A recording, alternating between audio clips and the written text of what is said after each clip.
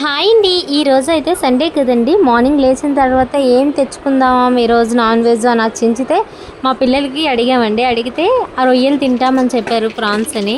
కానీ వాళ్ళు తినరు. ఏదో ఏ వీడియోస్లోనో చూశారు, తింటామని చెప్తే మా వారైతే వెంటనే తీసుకొచ్చారండి.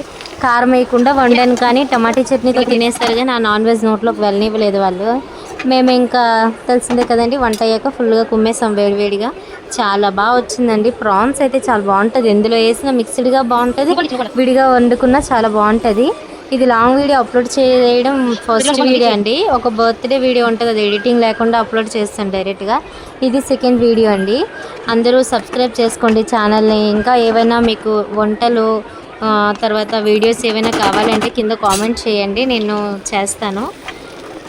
తర్వాత ఈ కర్రీ అయితే ఎంత బాగుందండి. మసాలా ఇలా మనం ఇంట్లో రెడీ చేసుకుంటే చాలా బాగా వస్తుందండి. చూడండి ఎంత బాగుంది.